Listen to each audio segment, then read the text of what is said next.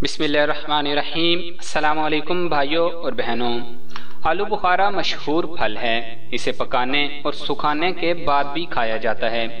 ये तिब्बी अहमियत का हामिल फल है। बुखार और किसी भी बीमारी के बाद जायका को तब्दील करने के लिए आलू बुखारा का इस्तेमाल आम हो गया है।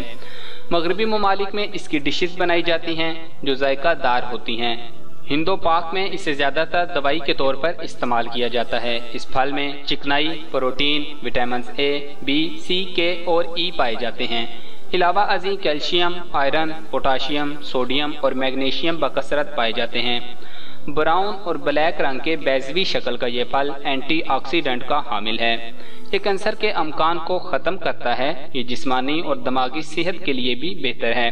ये कोलेस्ट्रॉल की शरह को कम करता है और जिगर की सेहत के लिए अक्सीर माना जाता है। इसमें पोटाशियम की कसीर मिकदार पाई जाती है, इसलिए बीपी को कंट्रोल भी करता है। रगों और हड्डियों के अमराज में मुफीद माना गया है। बदहजमी, कब्ज की शिकायत में आलू बुखारा का इस्तेमाल कराया जाता है, जिसके हैरत अंगेज नताइज बरामद हुए हैं। इसका शरबत गर्मी के दानों में तवानाई फराम करता है।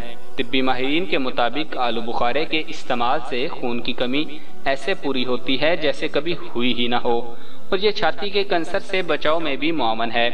शुगर के मरीज भी इसे हिचकिचाहट के बगैर खा सकते हैं।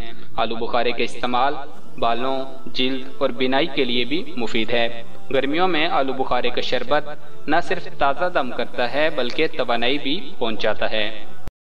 जिन नए भाइयों और बहनों ने अभी तक हमारा चैनल सब्सक्राइब नहीं किया वो हमारा चैनल सब्सक्राइब कर लें और घंटी का बटन दबाना मत भूलिएगा। जज़ाकल्लाह।